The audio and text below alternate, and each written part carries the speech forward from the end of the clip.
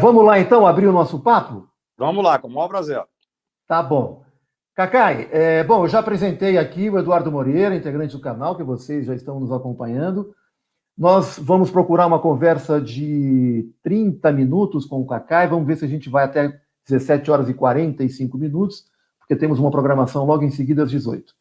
Cacai, eu gostaria de iniciar nossa conversa ouvindo de você um apanhado de todas as iniciativas que já existem no sentido de investigação do presidente Bolsonaro, destacando o pedido feito pelo deputado federal de Minas Gerais, pelo PT, Reginaldo Lopes, que entrou com uma notícia-crime no Supremo Tribunal Federal.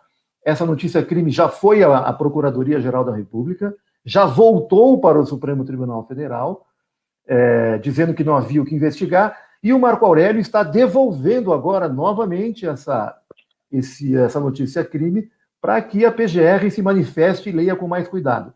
Enfim, como é que você está vendo essas e outras iniciativas de pedido de investigação do presidente Bolsonaro?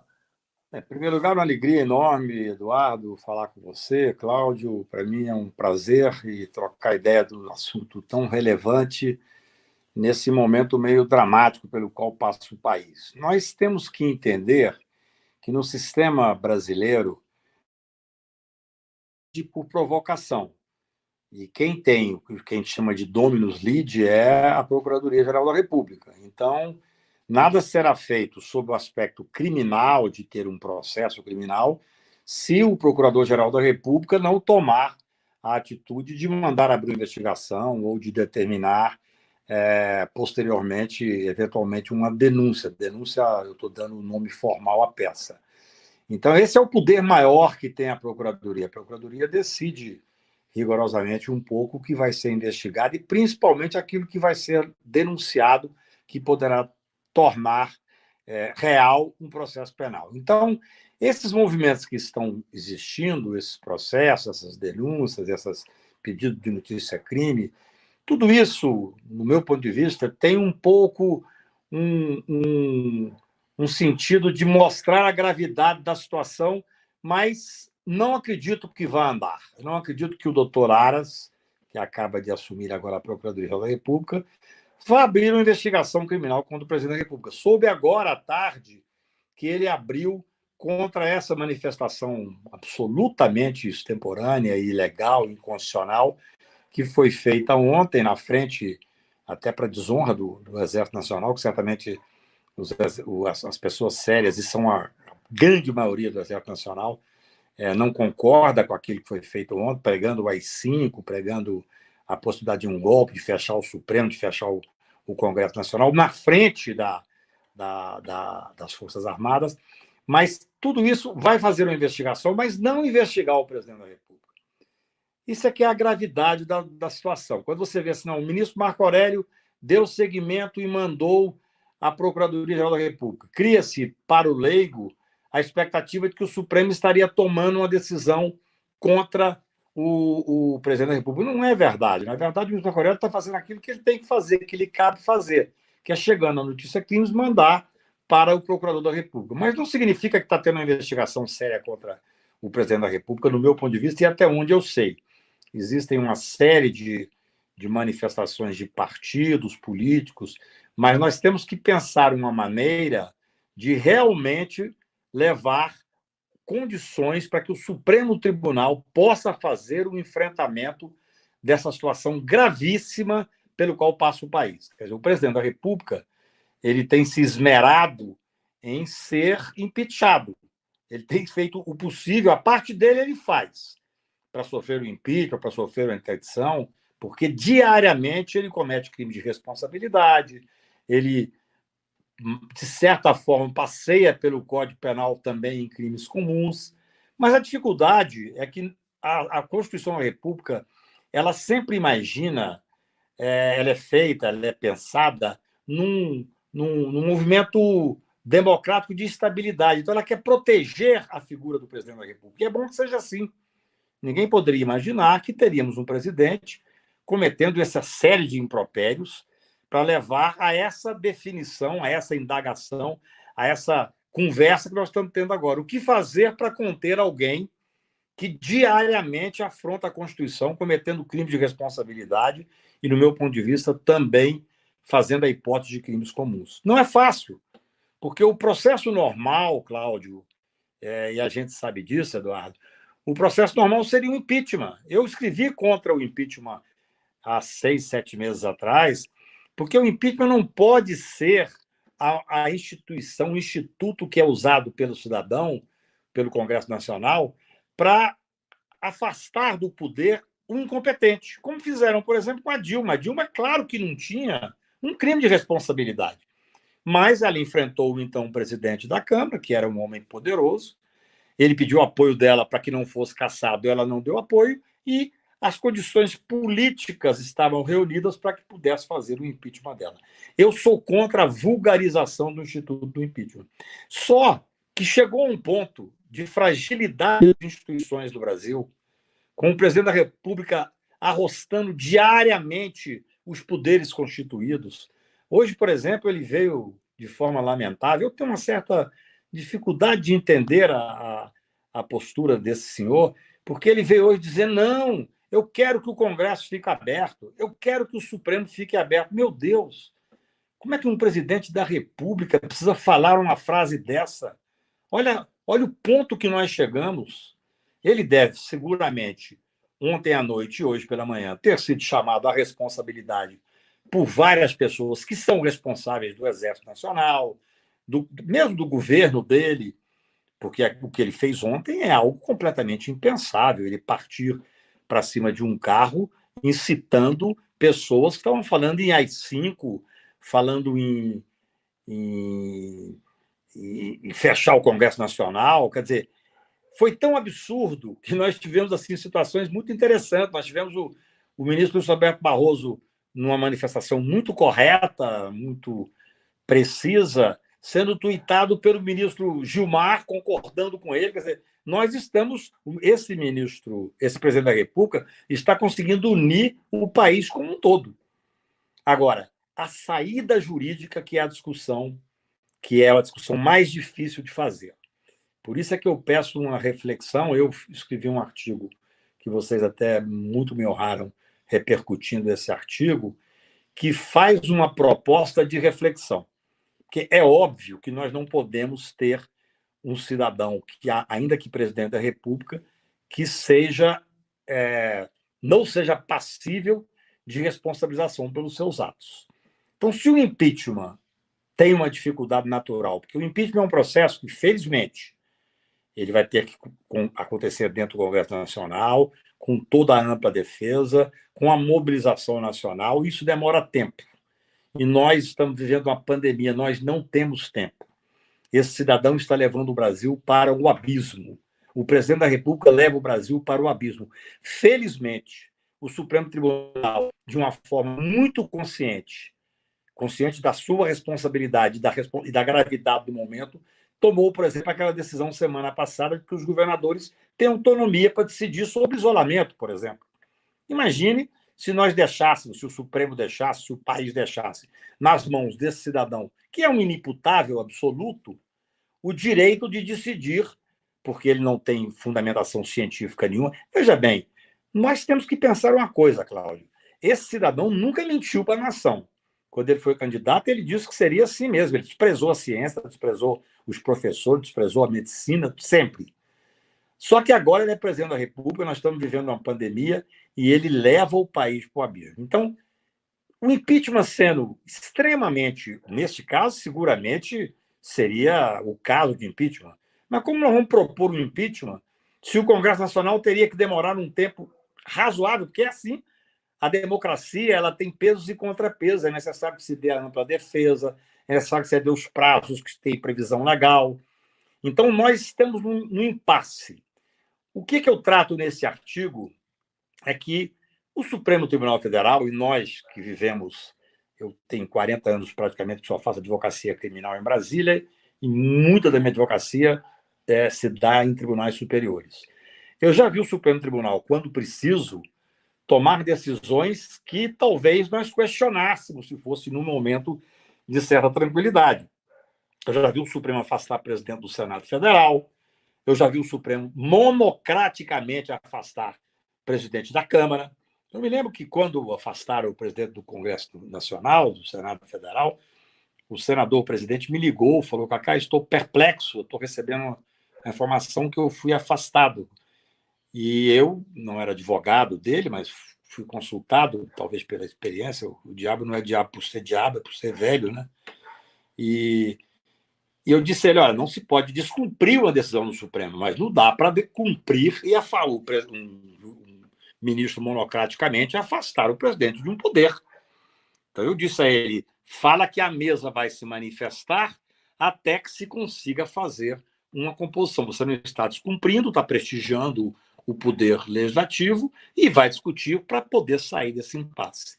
Um pouco é isso que eu escrevo nesse meu artigo. Quer dizer, para mim, o Bolsonaro ele é inimputável, ele não tem noção dos atos dele. Tanto é que ele ontem subiu naquele carro. Ele é presidente da República, ele tem que se responsabilizar pelo que está fazendo.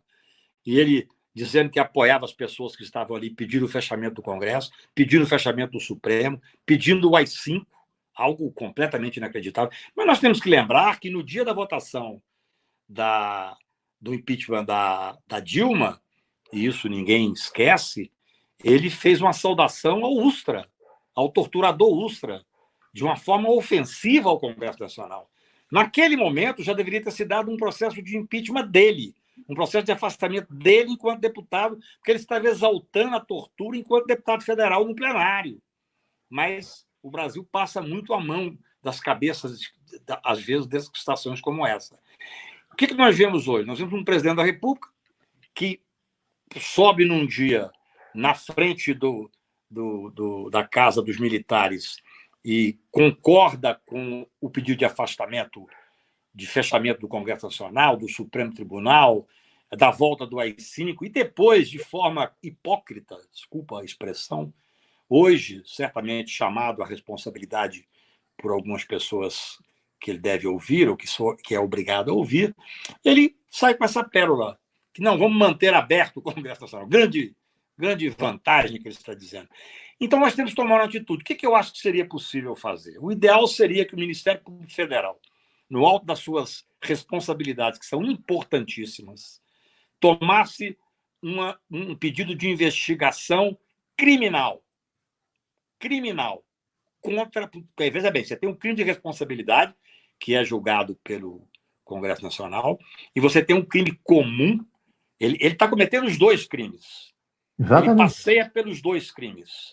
Mas, no meu ponto de vista, para que fosse uma coisa mais rápida, e nós temos urgência, nós estamos no meio de uma pandemia, as pessoas estão morrendo. Esse homem nega, não é que ele nega a ciência, ele nega que exista o coronavírus. Será que ele não consegue ver o... Oi, desculpe.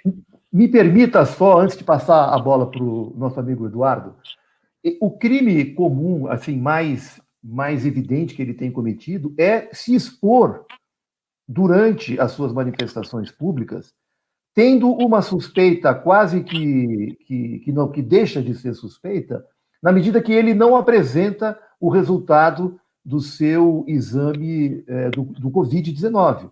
Quer dizer, então, há uma suspeita brutal de que ele seja um paciente assintomático, né, que é como chamam, e que ele estaria, inclusive, contaminando as pessoas com as quais ele sai às ruas quase que frequentemente. Aliás, a notícia crime do Reginaldo Lopes passa por essa questão. Quando você diz crime comum, exatamente é por aí que você... O crime comum é o crime que está previsto no Código Penal. Não é que ele é comum de ser banal, é que nós temos o crime de responsabilidade, que ele comete, no meu ponto de vista, diariamente já há muito tempo, quando ele atenta contra as instituições, quando ele fala em fechar o Congresso Nacional, quando ele fala em fechar o Supremo Tribunal Federal, é algo inadmissível. Esse senhor tinha que ser enfrentado pelos poderes constituídos e pela sociedade brasileira, embora ele ainda detenha 1/3 do apoio da sociedade brasileira. O crime comum é esse, é o crime que está no Código de Processo Penal e que ele, mais de uma vez, do meu ponto de vista, fez. E eu até digo mais, independe da comprovação se ele está ou esteve infectado. Para mim, me parece claro que ele esteve infectado, mas eu não posso partir desse pressuposto para conversar sobre uma imputação penal. Só que a forma com que ele descumpre as determinações da Organização Mundial de Saúde, que ele descumpre as orientações do seu ex-ministro da Saúde, parece que agora ele colocou um ministro da Saúde lá que talvez siga mais a orientação dele, o que é lamentável. Para mim, até a troca desse ministro nesse momento já indica a hipótese de uma irresponsabilidade para crime de responsabilidade. O ministro Gilmar Mendes, que é um ministro extremamente competente e muito corajoso sob o aspecto institucional, ele, no voto dele, que ele permitia que os estados e municípios tivessem autonomia, ele falou, olha, ninguém pode expor a população a um genocídio. Porque o que esse cidadão está fazendo é expor o genocídio. Não é só... Veja bem, Cláudio, eu pediria... Olha que para mim é difícil pensar assim, porque eu sou sempre aquele que não quero ter uma posição punitivista. Sou sempre aquele que não quero, nas circunstâncias mais adversas, ficar vendo o momento de penalização de uma pessoa para poder fazer o enfrentamento de um determinado circunstância histórica. Mas, no caso, é diferente, porque ele está não só infectando ou propiciando que as pessoas sejam infectadas quando ele vai fazer um comício, quando ele entra numa padaria, quando ele pega as pessoas na rua depois de passar a mão no rosto, mas ele está também no momento em que ele prega a desobediência das Organizações Mundial da Organização Mundial de Saúde e do seu próprio ministério. Então, há uma complexidade de fatores, uma play de fatores e de atos que estão postos, que, para mim, seria o caso, sim, do Ministério Público Federal pedir uma investigação contra ele junto ao Supremo Tribunal Federal. Por isso é que eu falo, neste artigo, que o Supremo Tribunal Federal deveria imediatamente ouvir o Congresso Nacional. Ouvir o Congresso Nacional porque não é possível afastar um presidente da República que teve 57 milhões de votos num pleito que eu não votei nele, mas eu não queria o impeachment. Eu quero que ele governe e que, se o povo quiser, daqui a 3 anos, eleja quem quiser. Isso é o sistema democrático. Só que nós não podemos esperar, infelizmente, por causa da quantidade de insanidades que esse cidadão está fazendo no dia a dia. Por isso é que eu falo em inimputabilidade. Para mim, ele não está na consciência plena da sua sanidade mental, que não é possível um cidadão, um presidente da República, seria humilhante imaginar que ele ontem pregasse o apoio ao fechamento do Congresso Nacional, que é gravíssimo, ao fechamento do Supremo Tribunal, que é gravíssimo, que por si só já é um crime, evidentemente ele está fazendo um crime de responsabilidade, mas hoje ele, puerilmente, na frente daquele grupozinho de idiotas que o espera na frente do Palácio pela manhã, que está lá uma claque programada para fazer elogios a ele e tal, ele fala, não, eu quero o Congresso aberto, eu vou fazer uma concessão. Eu quero o Congresso aberto, eu quero o Poder Judiciário aberto. Então, eu acho que é hora de nós tomarmos uma atitude, a sociedade brasileira, através, de preferência, do Ministério Público Federal. Se não, o Conselho Federal da Ordem pode fazer essa provocação. Claro, a denúncia formal, quem pode fazer é somente o Ministério Público Federal. Nós não podemos também ferir a Constituição nesse ponto. Mas uma provocação junto ao Supremo Tribunal Federal, se o Ministério Público faltar à nação, para que o Congresso Nacional fosse também ouvido. Porque é muito grave. O mais grave é nós não termos uma saída jurídica constitucional para tentar tirar esse cidadão do cargo de presidente da República. Esse é o mais grave. Muito bem, Cacai. Nós temos mais 10, 15 minutos no máximo. Vou passar para o Eduardo Moreira. Edu, com você a palavra. Bom, obrigado, Cláudio. Muito obrigado por estar aqui conosco, Cacai. Eu quero agradecer o pessoal do chat que está comentando muito, mas a gente tem muito pouco tempo com o Cacai. Eu peço desculpas ao pessoal do chat, que não vai dar para ler o pessoal hoje, tá? Mas muito obrigado por estarem aqui conosco. Cacai, isso é que nos intriga, né? A gente está numa sinuca de bico terrível. por um lado, o pedido do impeachment, que é muito lento, não resolveria o problema imediato que o Brasil hoje tem. Você tem toda a razão, na minha opinião, apesar de eu ser um mero advogado trabalhista, mas o que ele fez ontem, ele ultrapassou todos os limites. Se ainda se achava que ele tinha limites, ontem ele ultrapassou todos. Ao dizer que não temos que negociar nada. E hoje ele diz que é o Congresso aberto. Né? Se ele não quer negociar nada, é um negócio absurdo. Agora, o impeachment é muito lento. A gente não tem outra medida jurídica, como você já alertou. É possível se pensar numa interdição motivada pelo Supremo? É uma primeira pergunta. A segunda pergunta que eu já quero encaminhar, se você me permitir, Cacai, qual é o clima que você sente, se é que você teve essas informações, do Congresso Nacional e principalmente do Supremo com esse avanço do Bolsonaro contra as instituições democráticas? Você está sentindo realmente um clima completamente desfavorável a ele? E terceiro, hoje eu vi um analista político que eu gosto muito, eu acho que o Cláudio também, o Breno Altman, e ele disse que é isso que você colocou, Cacai, que ele parece que quer o abismo, levar o Brasil ao abismo, exatamente para provocar as instituições democráticas, para quererem tirá-lo do poder, e aí ele ter a justificativa para tentar dar um contragolpe. Então, se você puder fazer um apanhado geral aí, eu te agradeço. Veja bem, eu concordo com você que há uma certa perplexidade de que caminho tomar. Tudo que eu conversava nos ministros dos tribunais superiores e do Congresso Nacional é que não havia clima para tentar um impeachment. Eu tenho os meus amigos deputados, a gente tem um grupo que reúne aqui na minha casa, um grupo de deputados que eu confio muito, que são muito experientes, e eles sempre me disseram, Cacai, você está errado, não tem clima. Mas isso mudou. Acho que há uma mudança real de expectativa, porque os exageros chegaram a um ponto que algo tem que ser feito. Esse é um primeiro ponto que eu acho importante pensar. Você está me ouvindo bem? Estou sim, estou te ouvindo bem. Sim, nos ouvimos bem. Então, veja bem como é importante o que você colocou de uma visão geral. Dentro de uma expectativa puramente constitucional, nós teríamos dificuldade em pensar numa interdição. Mas quando eu falo inimputável, e eu o chamo de inimputável já tem 3 meses por escrito em vários artigos, é isso aí. A interdição leva exatamente ao pressuposto da inimputabilidade. Nós não podemos esperar um processo que seja absolutamente dentro de uma previsão em tempos normais do Estado Democrático de Direito para poder fazer a interdição dessa pessoa. Eu penso exatamente assim. E disse, e repito, o Supremo Tribunal Federal, mais de uma vez, ousou quando julgou que deveria ousar.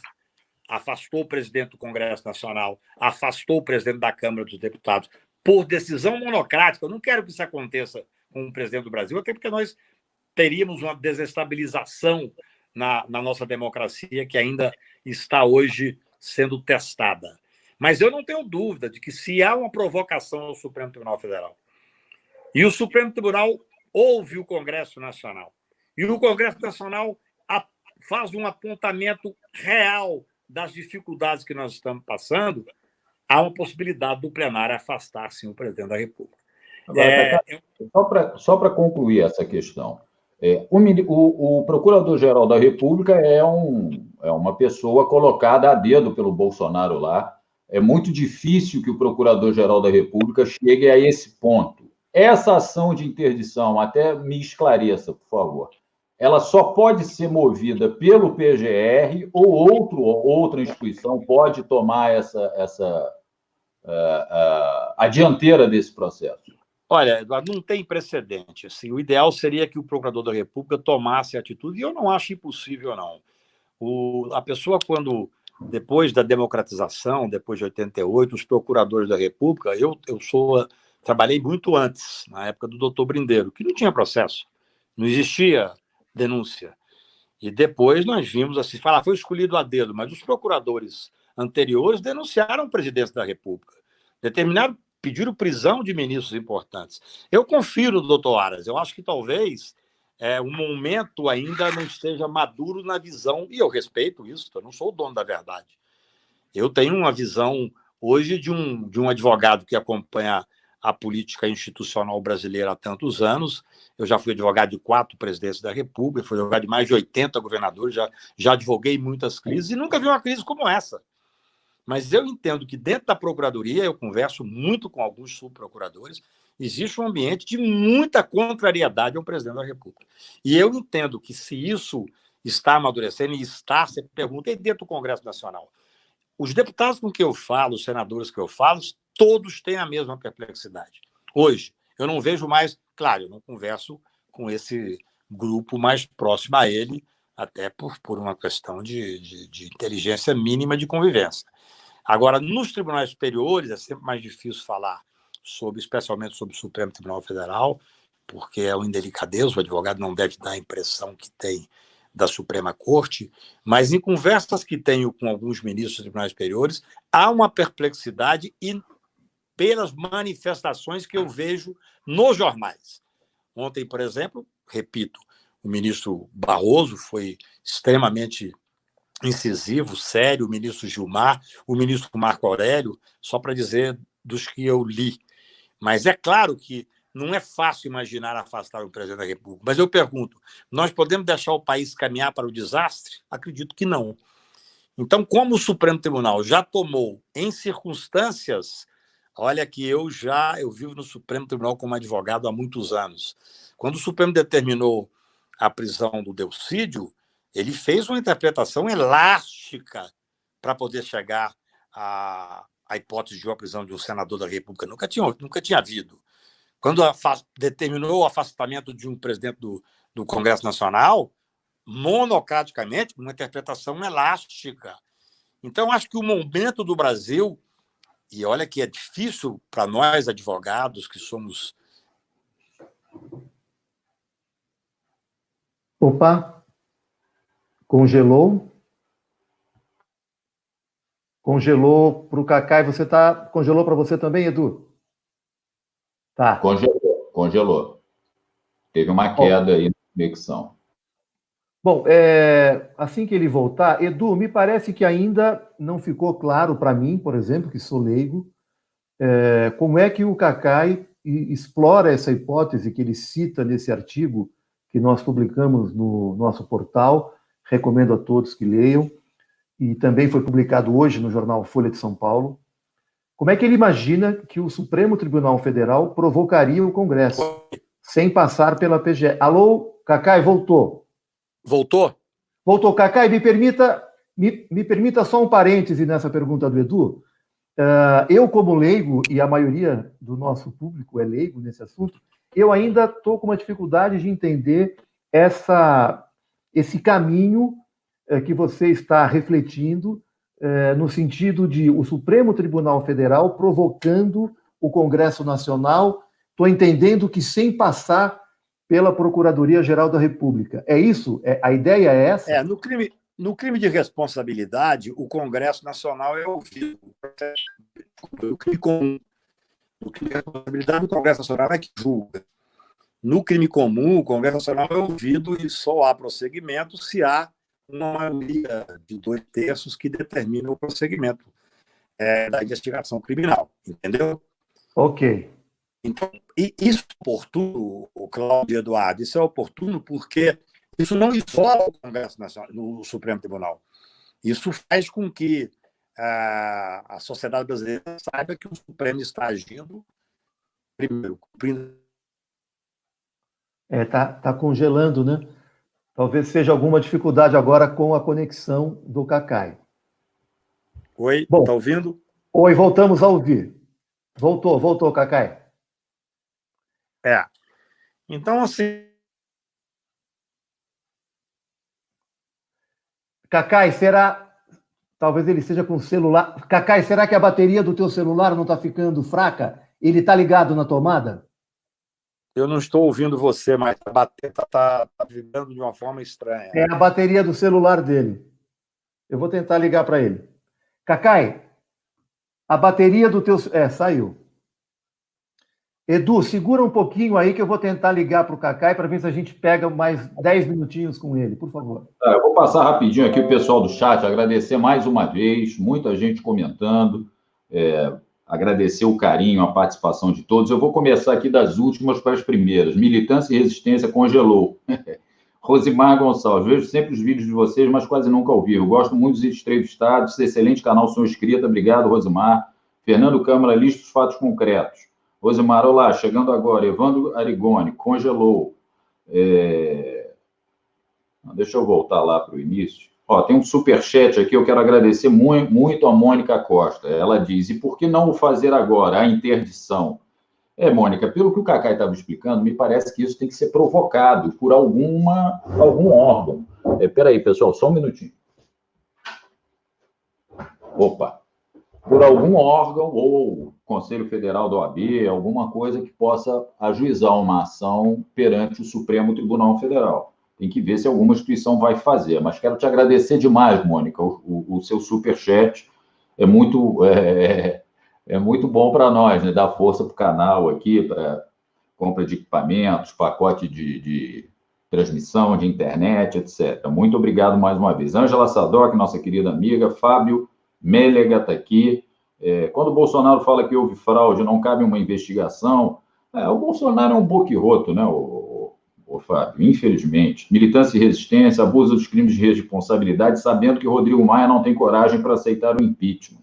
Pensando o Brasil e o mundano, o Bozo é covarde, é difícil de acreditar. Nilza Elaine. Voltou, Cacai. Oi, estou te ouvindo bem. Voltamos, Cacai. Voltamos, está ouvindo? Eu estou te ouvindo bem, está tudo em ordem. Eu só quero terminar o raciocínio, porque eu sei que não é uma questão fácil, isso aí não é aquela questão que o advogado é procurado e fala assim, não, a jurisprudência é essa, ou você vai entrar com ação tal. Não, nós estamos conversando num momento de extrema indefinição, de extrema instabilidade, onde o Supremo Tribunal poderá ser chamado a tomar uma decisão de uma gravidade ímpar. Então, no meu ponto de vista, se partir para o crime de responsabilidade, aí seria julgado pelo Congresso, mas só para explicar bem, o impeachment demora e é bom que demore mesmo, é bom que tenha todas as previsões constitucionais sendo cumpridas. E até é necessário que as pessoas possam estar na rua pressionando, e nós não temos esse ambiente. Então, um crime comum, nós teríamos que ouvir a Câmara dos Deputados, ouvir o Congresso Nacional, que por 2/3 poderia autorizar o andamento. É claro que para denúncia teria que ser ouvida a Procuradoria-Geral da República, mas eu entendo que um pedido de interdição não. É uma hipótese quase que de criação. Acho que a OAB poderia, se o Congresso, se a Procuradoria da República faltar à nação nesse momento, para esta responsabilização, que seria uma espécie de uma interdição, seria possível pensar, por exemplo, do Conselho Federal da Ordem. É uma questão simples? Não é. Mas aí o Eduardo colocou uma outra questão que nos leva também a refletir. Será que ele está fazendo esse esgotamento das vias institucionais para tentar a hipótese de um golpe? Será que nós, sociedade brasileira, vamos ouvir e esperar calado o amadurecimento de um golpe que pode estar sendo tramado? Então, essas são as reflexões que nos cabe fazer. Outro dia eu vi li o Miguel Reale Júnior, que é um grande jurista, foi inclusive quem assinou o pedido de impeachment da Dilma. Eu vi ele dizendo que deveria pedir a interdição dele, pedindo que ele fosse submetido a uma junta médica. Existe uma previsão para isso, o presidente da República? Claro que não existe. Nós estamos aqui pensando como cumprir um papel institucional de cada um de nós, cidadão brasileiro, advogados, professores como Miguel Reale e tantos outros, para poder evitar aquele momento que está se vizinhando cada vez mais, que é o fechamento das instituições. Ontem, o presidente da República apoiou o grupo que estava propondo o fechamento do Congresso Nacional e do Supremo Tribunal Federal. Eu prefiro fazer uma interpretação que seja uma interpretação adequada à gravidade do momento para tentar dar uma estabilidade institucional ao país. Cacai, nós temos agora mais 10 minutos para encerrar a nossa conversa, porque temos uma agenda logo às 18 horas. Claro. Eu já conversei com o nosso amigo Paulinho, ele vai aguardar um pouquinho para dar abertura nessa programação. Mas, bom, primeiro queria agradecer muitíssimo a tua presença. Espero contar com você em outras oportunidades. Eu acho que esse aplicativo, embora crie alguns probleminhas, mas ele é muito fácil de ser utilizado. Os problemas que nós tivemos aqui não são tão Até eu comuns. consegui entrar, você imagina. Então, eu gostaria, para encerrar, Cacai, que você fizesse uma reflexão sobre algumas entidades que poderiam, inclusive, estar encaminhando essa tua sugestão que você apresenta no artigo que foi publicado hoje na Folha, tais como o grupo Prerrogativas, a Associação Brasileira de Juristas pela Democracia, a própria Associação de Juízes pela Democracia. Esse conjunto de entidades poderiam dar encaminhamento a essa tua sugestão? Olha, é muito interessante o que você pergunta. Por exemplo, o Grupo Prerrogativa é um grupo de WhatsApp que pegou uma institucionalidade incrível, talvez através de uma participação ativa na política institucional do país nos últimos tempos, sob a coordenação do grande Marco Aurélio Carvalho, que é incansável, e com a presença de vários advogados, vários juristas e pessoas interessantes. Não é um grupo político sob o prisma que representa um partido, mas são pessoas humanistas com uma formação de esquerda, vamos chamar assim. Esse grupo, ele escreve muito, ele participa muito, mas ele não tem legitimidade para estar batendo nas portas de um tribunal. Isso aí são questões muito objetivas. Eu acho que o Conselho Federal, todas essas entidades que você falou, por exemplo, agora nós tivemos essa associação que foi até o Tribunal Penal Internacional, que é um movimento importantíssimo para levar para o mundo jurídico internacional as barbaridades que estão acontecendo no Brasil. Agora, terá um efeito, poderá ter uma decisão com força cogente aqui em relação ao presidente da República? Não, mas é importante que tenha havido. Então, eu acho que, junto ao Supremo Tribunal, nós temos algumas poucas entidades que têm representatividade para estar ali atuando. Eu sempre espero uma ação da Procuradoria da República, que é o Dominus Litis, é quem tem o poder de iniciar a ação penal. Agora, um processo de interdição não é uma ação penal. Por isso é que nós temos condições de fazer uma análise mais ampla. E eu acho que o Conselho Federal da OAB, felizmente, nesse momento, representado pelo Felipe Santa Cruz, que está fazendo um trabalho importantíssimo, com uma coragem, uma independência admirável, sofre os mais diversos ataques baixos de pessoas ligadas ao presidente da República. Eu mesmo tive a honra, tenho a honra de ser advogado dele num procedimento que foi aberto contra ele, criminal, absolutamente, até com deslealdade, felizmente nós ganhamos, o juiz não aceitou. O Felipe faz um papel muito importante e acho que o Conselho Federal da Ordem hoje é talvez aquele que tenha legitimidade para discutir uma questão dessa junto ao Supremo Tribunal. Veja, se for uma questão criminal, obrigatoriamente tem que ser o Ministério Público Federal. Nós não podemos quebrar esse sistema constitucional. O Ministério Público Federal é o Dominus Litis, só ele tem o poder de denunciar, de fazer um processo criminal. Mas a interdição não é um processo criminal. É uma possibilidade que eu estou fazendo de reflexão para os advogados, para os juristas, para a sociedade brasileira. O que nós não podemos é ver um presidente da República levar o país a um abismo. A um abismo econômico, a um abismo social. Para esse, nós temos o julgamento do povo nas urnas daqui a 3 anos. Mas o abismo institucional, a hipótese de quebra das instituições, de fechamento do Congresso Federal, de fechamento do Supremo Tribunal Federal, da imposição de uma ditadura, essa requer uma atitude bem mais ousada e bem mais firme por parte da sociedade brasileira. Eu acho que nós não podemos ser omissos.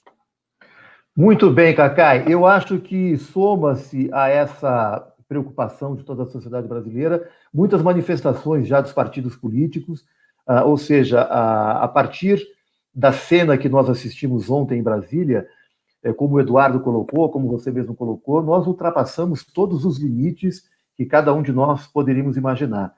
Então, oxalá que a gente tenha nessa semana alguma construção que encaminhe para uma solução institucional, mas que também não entre no jogo do Bolsonaro levar para uma lógica extrema para que ele possa, então, criar as condições para um regime que o Breno Altman coloca, como o Eduardo citou, um regime à la Fujimori, né?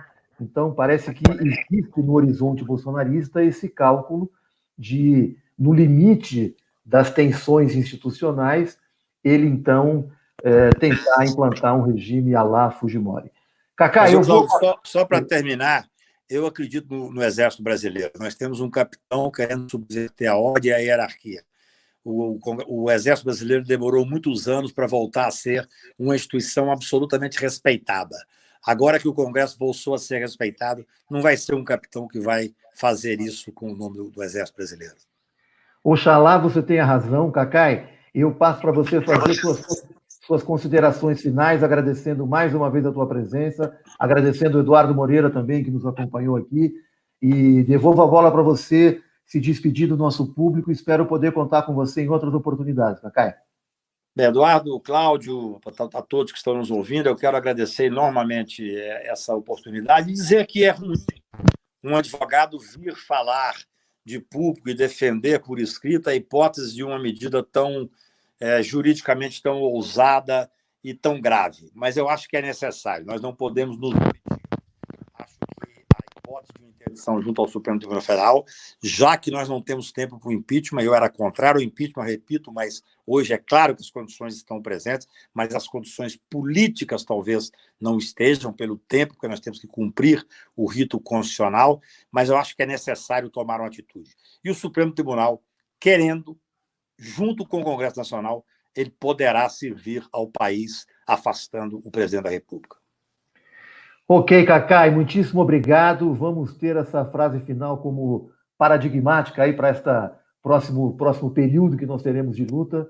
Talvez seja um caminho mesmo para evitar que o país caminhe para o abismo. Bom, Edu, um abraço, até a próxima. Cacai, muitíssimo obrigado mais uma vez. Obrigado a vocês. Forte abraço. A todos que nos acompanharam pelo chat também queremos agradecer. Infelizmente não foi possível ler tudo. O Edu deu uma passada rápida. Havendo alguma pergunta, a gente pode tentar encaminhar para o Cacai. E eu quero anunciar agora também às 18 horas, daqui a 5 minutos, o jornalista Paulo França vai entrar no ar com um programa com várias lideranças indígenas que vai discutir o ataque que os povos indígenas vêm sofrendo. Já sofria de madeireiros, de garimpeiros, enfim, de todo o latifúndio que está invadindo as terras indígenas, e agora tem a pandemia também tomando conta dessas áreas indígenas, e nós vamos tratar com algumas lideranças esse assunto logo mais agora às 18 horas. Todos aqui ficam convidados. Forte abraço, até a próxima e vamos em frente. Um abraço, Cacai. Abraço, obrigado a vocês por tudo. Tchau. Abraço a todos. Eu fico à disposição para alguma pergunta que tenha para você me mandar no meu privado. Legal, agradecemos. Um abraço, tchau. Um abraço grande.